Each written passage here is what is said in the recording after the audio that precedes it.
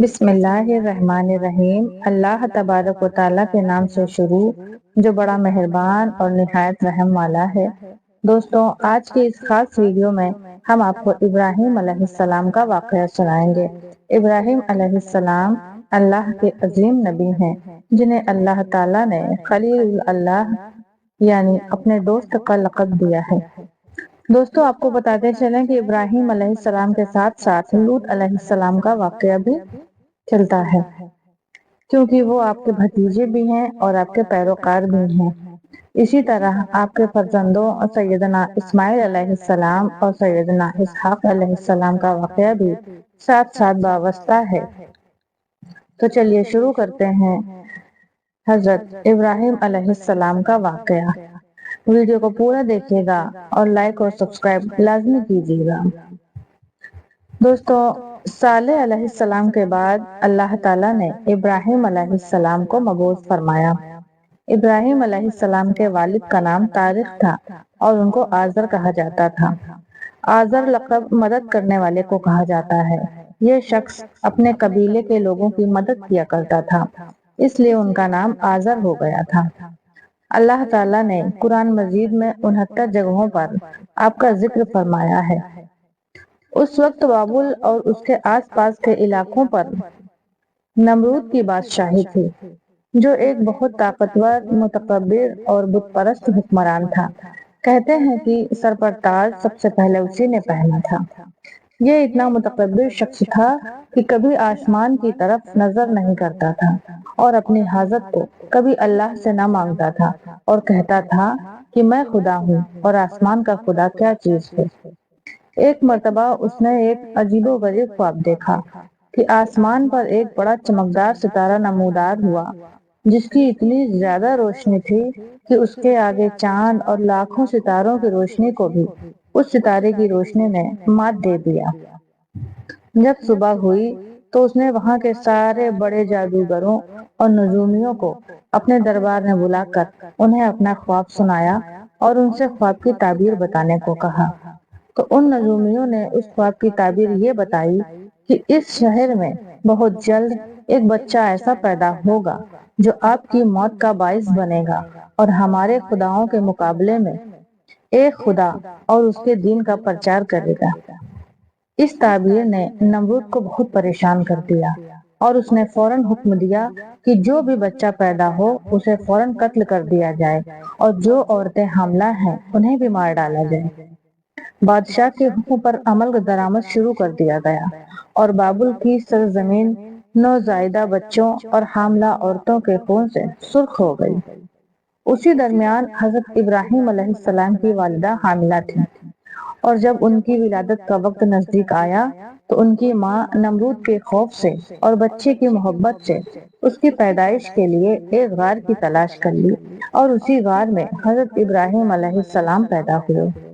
ان کے نور سے غار یک بارگی روشن ہو گیا اور ان کی ماں رونے لگی، اس خوف سے کہ نمرود کو پتا چلا تو وہ اسے بھی قتل کروا دے گا۔ آخر بچے کو کپڑے میں لپیٹ کر اسے وہیں چھوڑ کر روتی ہوئی گھر کی طرف چلی جائیں، اور اسی وقت جبرائیل علیہ السلام نازل ہوئے اور دونوں ہاتھ کے دونوں انگوٹھے بچے کے منہ میں رکھ دیا، اور خدا کے فضل و کرم سے ایک انگوٹھے سے دودھ اور ایک انگوٹھے سے شہد جاری ہو گیا۔ حضرت ابراہیم علیہ السلام اسی کو پیتے رہے اور کسی چیز کے محتاج نہ ہوئے، اور بیچ بیچ میں ان کی ماں ان کے پاس جاتی اور ان کی زندگی اور پرورش سے متعجب ہوتی، اور جب غار سے باہر نکل آتی تو اس وقت غیب سے ایک پتھر آ کر غار کے منہ کو بند کر دیتا، اور جب ان کی ماں ان کے پاس آتی تو اس پتھر کو الگ کر کے انہیں دیکھ بھال کے چلی جاتی۔ کچھ عرصے بعد جب ابراہیم علیہ السلام بڑے ہو گئے تو والدین انہیں گھر لے آئے۔ ابراہیم علیہ السلام کی قوم اللہ تعالیٰ کی عبادت کو چھوڑ کر ستاروں کی پوجا کرتے تھے۔ اللہ تعالیٰ کا ہر نبی فطری طور پر معصوم اور شرک سے پاک ہوا کرتا ہے، اور اسی لیے حضرت ابراہیم علیہ السلام بھی شرک سے پاک اور بیزار تھے۔ اللہ تعالیٰ نے بچپن ہی سے آپ کو عقل اور رشد و ہدایت سے نوازا تھا۔ اللہ تعالیٰ نے آسمان اور زمین کی چیزوں میں حضرت ابراہیم علیہ السلام کے لیے اپنی توحید کے دلائل کھول دیے تھے اور آسمان اور زمین کی مخلوق اور ان میں موجود عجائب اور غرائب کا مشاہدہ کروا دیا تھا، اور ان پر یہ باتیں واضح کر دی تھی کہ اللہ تعالیٰ کے سوا کوئی معبود نہیں ہے۔ اسی لیے آپ نے بچپن میں ہی ستارے، چاند اور سورج کا مشاہدہ کر کے اپنے حقیقی رب کو پہچان کر اسی رب کی عبادت کرنے کا اعلان کیا، اور اللہ کے سوا لوگ جس بھی چیز کی پوجا کرتے تھے ان سب سے نفرت کا اظہار کیا۔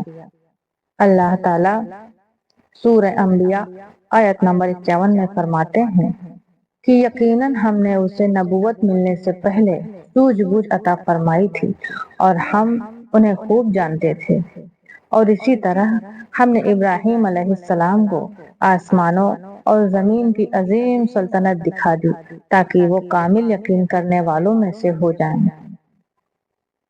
پھر جب رات کی تاریکی ان پر چھا گئی تو انہوں نے ایک ستارہ دیکھا تو کہا کہ یہ میرا رب ہے۔ پھر جب وہ ستارہ غروب ہو گیا تو بولے میں غروب ہو جانے والوں کو پسند نہیں کرتا۔ پھر جب انہوں نے چاند کو دیکھا تو فرمایا کہ یہ میرا رب ہے، لیکن جب وہ بھی غروب ہو گیا تو فرمایا کہ میں گمراہ لوگوں میں سے ہو جاؤں گا اگر میرے رب نے میری رہنمائی نہ کی تو۔ پھر جب سورج کو چمکتا ہوا دیکھا تو بولے یہ میرا رب ہے، یہ تو بہت بڑا ہے۔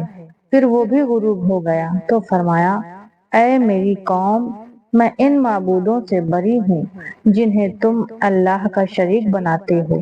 بے شک میں نے یکسو ہو کر اپنا رخ اس ذات کی طرف کر لیا ہے جس نے آسمانوں اور زمین کو پیدا کیا، اور میں ہرگز شرک کرنے والوں میں سے نہیں ہوں۔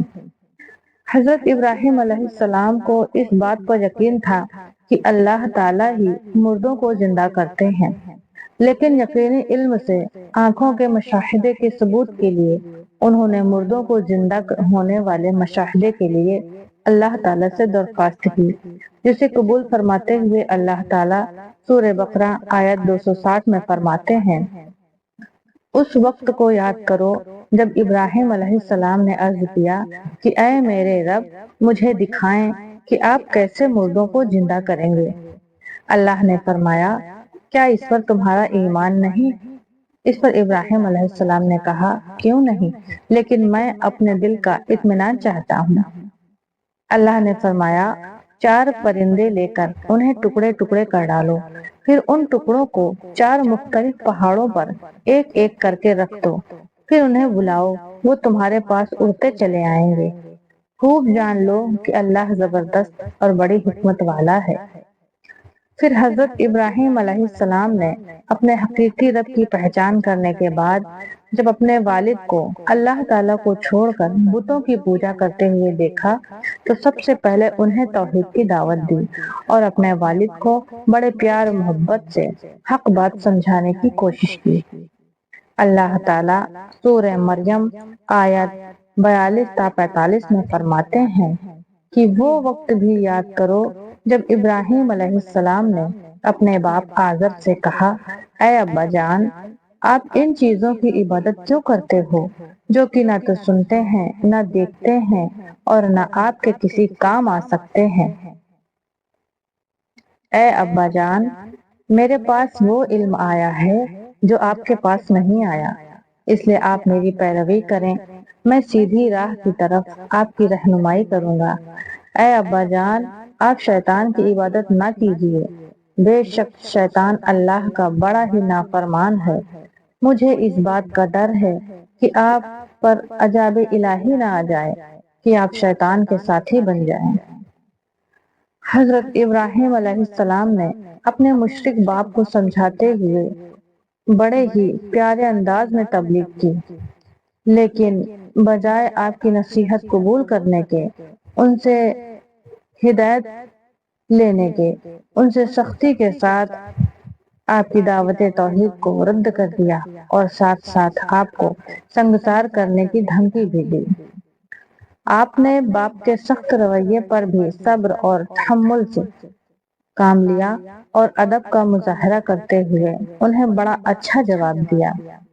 اللہ تعالیٰ سورہ مریم آیت نمبر 47 تا 48 میں فرماتے ہیں کہ ابراہیم نے کہا، اے ابا جان، آپ پر سلام ہو، میں اپنے رب سے آپ کے لیے بخشش کی دعا مانگتا رہوں گا، بے شک وہ مجھ پر بڑا مہربان اور نہایت رحم والا ہے۔ میں آپ کو اور ان تمام چیزوں کو چھوڑ رہا ہوں جنہیں آپ اللہ کے سوا پکارتے ہیں، اور میں تو اپنے پروردگار ہی کو پکاروں گا۔ مجھے یقین ہے کہ میں اپنے رب سے دعا مانگ کر محروم نہ رہوں گا۔ حضرت ابراہیم علیہ السلام اپنے وعدے کے مطابق اپنے والد کے لیے اس وقت تک دعائے استغفار کرتے رہے جب تک کہ اللہ تعالیٰ نے آپ کو مشرکین کے لیے دعا کرنے سے منع نہیں کر دیا۔ سورہ توبہ آیت 114 میں اللہ تعالیٰ فرماتے ہیں کہ ابراہیم کا اپنے باپ کے لیے دعائے مغفرت مانگنا تو صرف اس وعدے کی وجہ سے تھا جو انہوں نے اپنے والد سے کیا تھا۔ پھر جب ابراہیم علیہ السلام پر یہ بات واضح ہو گئی کہ وہ اللہ کا دشمن ہے تو ان سے لا تعلق ہو گئے۔ حضرت ابراہیم علیہ السلام کو اللہ رب العزت کی طرف سے عین الیقین ملنے کے بعد اپنی پوری قوم کو اللہ کی توحید کی دعوت پیش کی، مگر قوم بتوں کی عبادت پر جمی ہوئی تھی اور انہوں نے حضرت ابراہیم علیہ السلام کی دعوت منع کر کے ان سے جھگڑنا شروع کر دیا۔ اللہ تعالیٰ سورہ انبیاء آیات 52 تا 57 میں فرماتے ہیں کہ جب ابراہیم علیہ السلام نے اپنے باپ اور اپنی قوم سے پوچھا، یہ مورتیاں جن کی تم عبادت کرتے ہو یہ کیا ہیں؟ انہوں نے جواب دیا، ہم نے اپنے باپ دادا کو انہی کی عبادت کرتے ہوئے دیکھا ہے۔ آپ نے فرمایا، پھر تو تم اور تمہارے باپ دادا کھلی گمراہی میں پڑے ہوئے ہو۔ وہ کہنے لگے، اے ابراہیم، کیا آپ ہمارے پاس سچ مچ حق لائے ہو یا یوں ہی مذاق کر رہے ہو؟ آپ نے فرمایا، در حقیقت تمہارا رب وہی ہے جو آسمانوں اور زمین کا مالک ہے، جس نے ان سب کو پیدا کیا ہے۔ پھر جب ابراہیم علیہ السلام کی دعوت توحید کو قوم نے ماننے سے انکار کر دیا تو آپ کو توحید کا سبق سکھانے کے لیے آپ موقع کی تلاش میں لگ گئے۔ آخر کار قوم کا عید کا دن آیا تو آپ کو موقع مل گیا۔ لہذا جب قوم کے لوگ اپنے معمول کے مطابق عید منانے کے لیے شہر سے باہر جانے لگے تو انہوں نے حضرت ابراہیم علیہ السلام کو بھی ساتھ چلنے کے لیے کہا۔ چونکہ اس دور میں علم نجوم بڑا عام تھا، لہذا آپ نے قوم کو مطمئن کرنے کے لیے ایک ستارے کی طرف دیکھ کر فرمایا، میری طبیعت ناسار ہے، میں نہ جا سکوں گا۔ لہذا وہ قوم کے ساتھ نہیں گئے اور قوم کے لوگ ابراہیم علیہ السلام کو چھوڑ کر اپنا قومی تہوار منانے چلے گئے۔ پھر ابراہیم علیہ السلام چپکے سے ان کے بت خانے میں گئے اور دیکھا کہ ان کے بتوں کے سامنے طرح طرح کے کھانے رکھے ہوئے ہیں اور وہ انہیں کھا نہیں رہے ہیں۔ تو اس کو دیکھ کر انہوں نے کہا، تم کھاتے کیوں نہیں ہو؟ تمہیں کیا ہو گیا ہے؟ تم بولتے کیوں نہیں ہو؟ پھر آپ اپنی پوری قوت کے ساتھ اپنے داہنے ہاتھ سے انہیں توڑنے لگے۔ سورہ انبیاء آیت 58 میں اللہ تعالیٰ فرماتے ہیں کہ پس ابراہیم علیہ السلام نے بڑے بت کو چھوڑ کر باقی سب بتوں کو ٹکڑے ٹکڑے کر دیا تاکہ وہ اسی بڑے بت کی طرف لوٹیں۔ حضرت ابراہیم علیہ السلام کی قوم کے لوگ جب واپس آئے تو سب سے پہلے اپنے بتوں کی عبادت کے لیے بت خانے میں گئے اور اپنے معبودوں کو ٹوٹا ہوا دیکھ کر غصے میں آ گئے اور کہنے لگے کہ کس نے ہمارے معبودوں کی توہین کی ہے۔ پھر وہ بولے کہ یہ کارروائی ابراہیم کی ہو سکتی ہے، وہی ہمارے معبودوں کا دشمن ہے۔ تو وہ بولے، اسے پکڑ کر لوگوں کے سامنے لاؤ۔ جب ابراہیم علیہ السلام آ گئے تو انہوں نے کہا، اے ابراہیم، کیا آپ نے ہمارے معبودوں کے ساتھ یہ حرکت کی ہے؟ تو انہوں نے قوم کو شرمندہ کرنے کے لیے جواب دیا کہ یہ کام سب سے بڑے بت نے کیا ہے، اگر یہ بول سکتا ہے تو اس سے پوچھ لو۔ تو قوم کے لوگ کہنے لگے، اے ابراہیم، تم جانتے ہو کہ یہ بول نہیں سکتے۔ تو ابراہیم علیہ السلام بولے، کیا تم اللہ کے سوا ایسی چیزوں کی عبادت کرتے ہو جو نہ تو تمہیں نقصان پہنچا سکتے ہیں اور نفع، نہ تو بول سکتی ہیں۔ افسوس ہے تم پر اور تمہارے ان معبودوں پر۔ اب قوم نے آپس میں طے کر لیا کہ ابراہیم کو خاموش کرنے کا ایک ہی طریقہ ہے، انہیں بھڑکتی ہوئی آگ میں ڈال کر جلا دیں، تاکہ دنیا کے لوگ ان کی بے بسی کا اپنی آنکھوں سے نظارہ کر لیں اور ہر شخص کو معلوم ہو جائے کہ جو بھی ہمارے معبودوں کی توہین کرے گا ہم اس کا یہی انجام کریں گے۔ اللہ تعالیٰ سورہ انبیاء آیت 68 میں فرماتے ہیں، انہوں نے کہا ابراہیم کو جلا ڈالو اور اپنے معبودوں کی مدد کرو۔ آخرکار قوم حضرت ابراہیم علیہ السلام کو نظر آتش کرنے کے لیے ایک عرصے تک ایندھن جمع کرتی رہی۔ جب ایندھن جمع ہو گیا تو اسے آگ لگا دی، اور جب آگ سے بڑے بڑے شعلے بلند ہونے لگے تو حضرت ابراہیم علیہ السلام کو آگ میں پھینک دیا۔ حضرت ابراہیم علیہ السلام کی قوم نے آپ کو جیسے ہی آگ میں ڈالا، ابراہیم علیہ السلام نے یہ دعا پڑھی، حسبنا اللہ و نعم الوکیل۔ تو ان کی دعا سے اللہ نے آگ کو حکم دیا، اے آگ تو ابراہیم علیہ السلام کے لیے سکون اور سلامتی والی بن جا۔ آگ اللہ کے حکم کی تعمیل کرتے ہوئے فوراً ہی ابراہیم علیہ السلام کے لیے گلزار بن گئی۔ اللہ تعالیٰ سورہ انبیاء آیت 69 تا 70 میں فرماتے ہیں، ہم نے کہا اے آگ تو ٹھنڈی پڑ جا اور ابراہیم کے لیے سلامت والی بن جا، اور انہوں نے ابراہیم کا برا چاہا لیکن ہم نے انہیں بری طرح ناکام کر دیا۔ جب حضرت ابراہیم علیہ السلام کو اللہ نے قوم کی سازش سے بچا لیا تو نمرود بادشاہ کو اس بارے میں بڑی تشویش ہوئی، اور اس نے سوچا کہ اگر ابراہیم کی دعوت اور تبلیغ اسی طرح جاری رہی تو یہ لوگوں کو میری بادشاہی سے منکر کر دے گا، جس سے میری حکومت چلی جائے گی۔ لہٰذا اس نے سمجھانے کے لیے حضرت ابراہیم علیہ السلام کو اپنے دربار میں بلایا اور آپ سے عقیدہ کے بارے میں چند سوالات کیے کہ آپ اپنے باپ دادا کے دین کی مخالفت کیوں کر رہے ہیں اور مجھے رب ماننے سے کیوں انکار کرتے ہیں۔ آپ نے نمرود کو اللہ رب العزت کی پہچان کروائی۔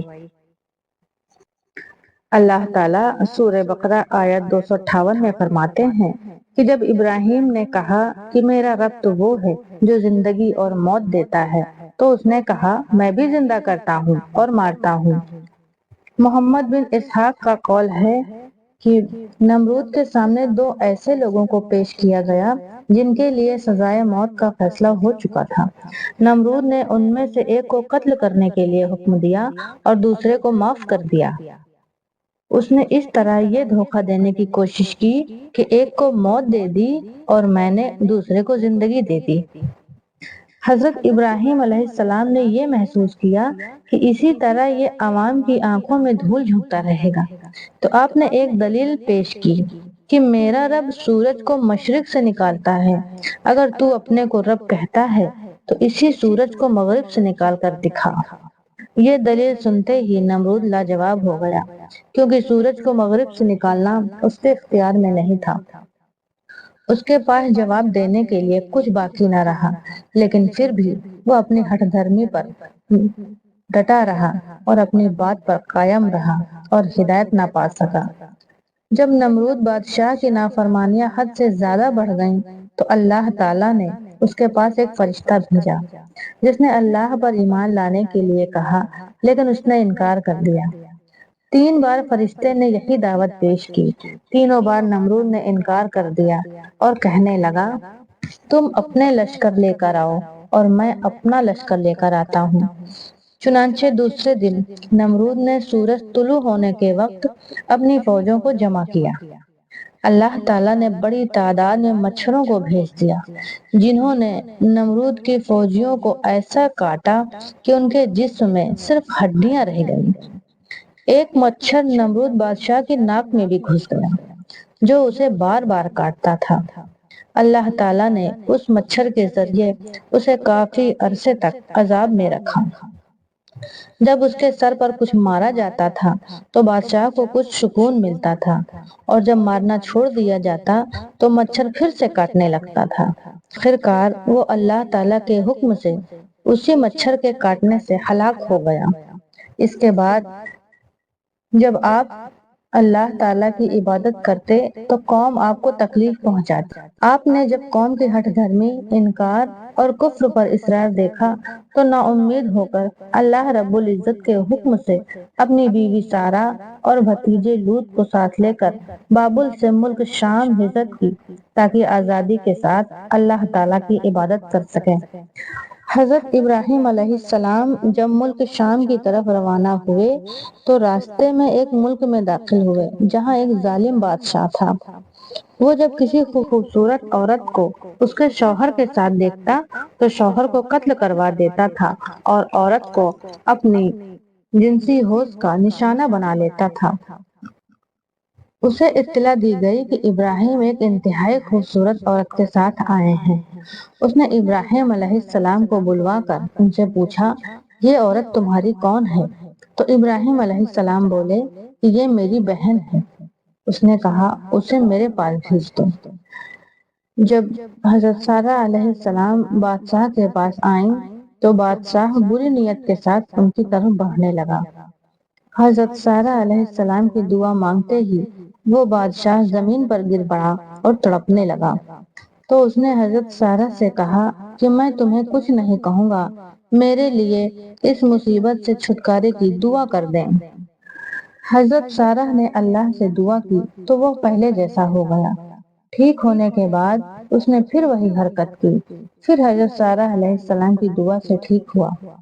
پھر اس نے سارہ علیہ السلام کو ابراہیم علیہ السلام کے پاس بھیج دیا اور بطور خادمہ ہاجرہ علیہ السلام کو بھی ان کے ساتھ بھیج دیا۔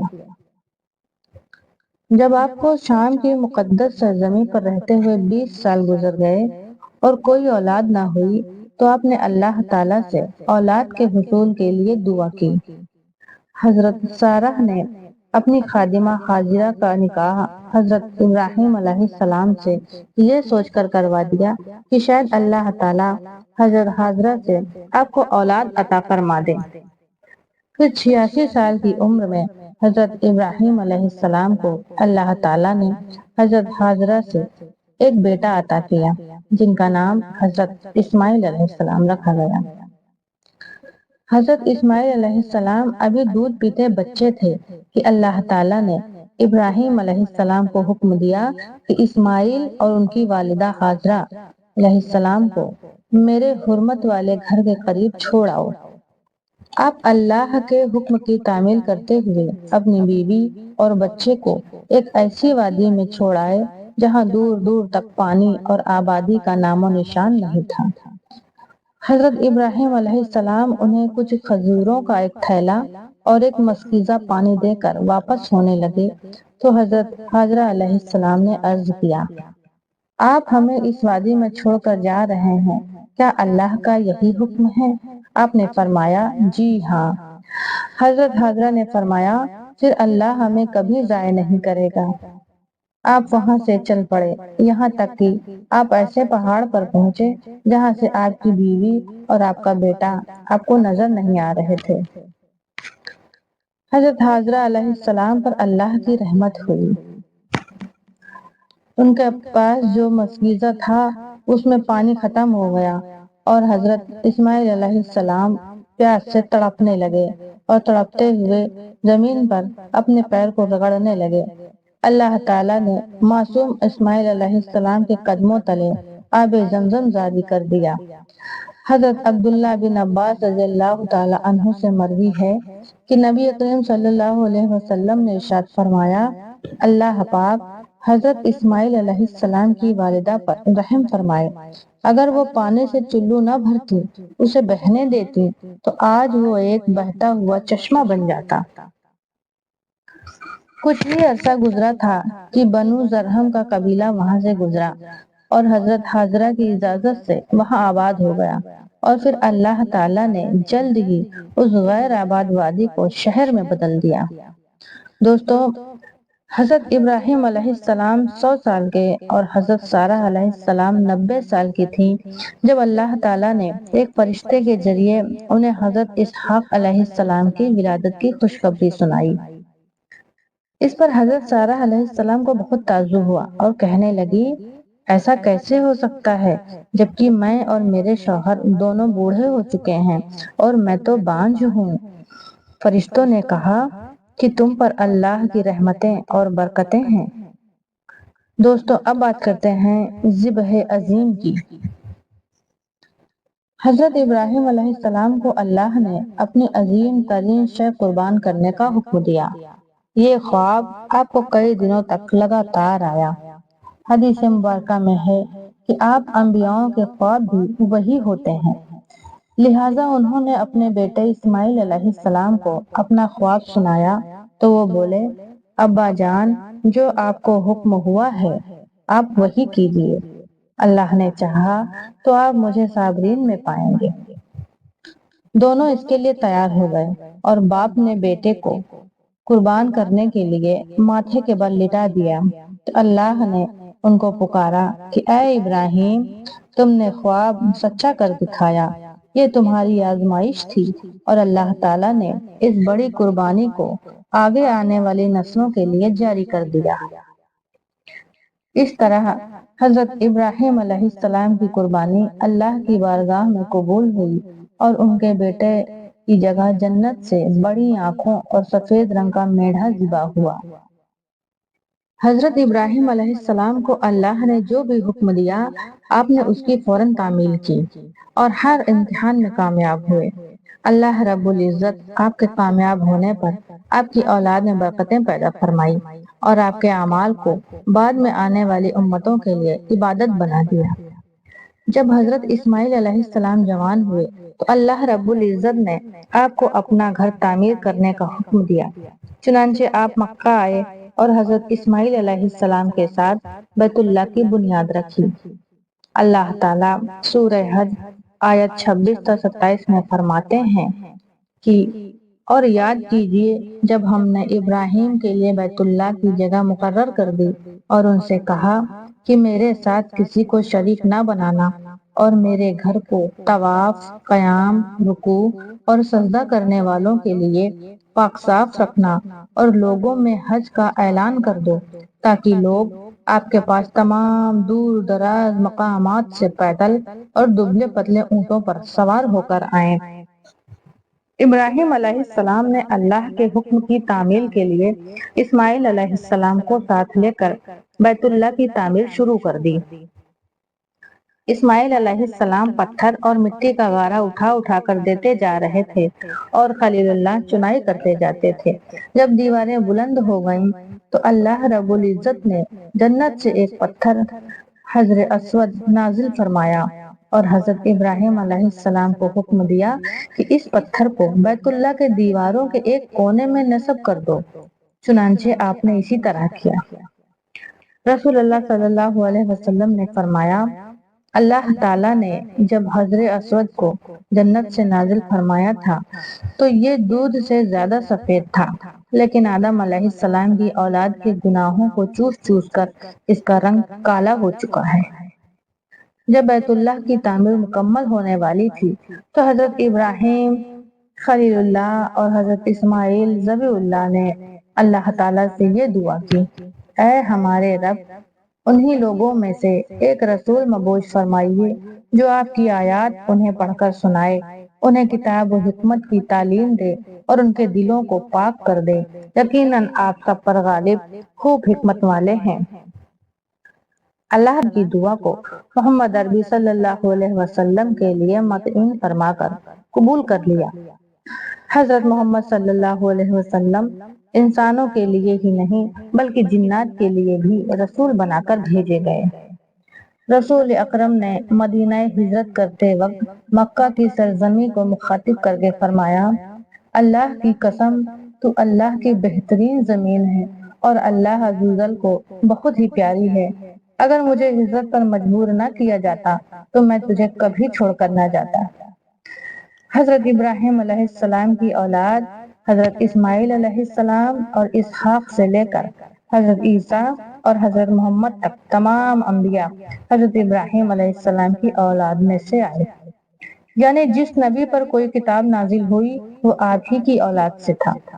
اللہ رب العزت نے آپ کو حضرت سارہ سے حضرت اسماعیل علیہ السلام اور حضرت سارہ سے حضرت اسحاق علیہ السلام عطا فرمائے۔ حضرت میں سے بہت نبی مبعوث ہوئے جن کا سلسلہ حضرت عیسیٰ علیہ السلام پر ختم ہو گیا۔ حضرت اسماعیل علیہ السلام کی اولاد میں سے صرف ایک ہی نبی حضرت محمد صلی اللہ علیہ وسلم مبعوث ہوئے جنہیں پوری کائنات کے لوگوں کے لیے نبی اور رسول بنا کر بھیجا گیا اور انہیں وہ مقام و مرتبہ عطا کیا گیا جو آپ سے پہلے کسی کو نہیں ملا۔ حضرت ابراہیم علیہ السلام 175 سال کی عمر میں فوت ہوئے اور اپنی زوجہ محترمہ حضرت سارہ علیہ السلام کے قریب دفن ہوئے۔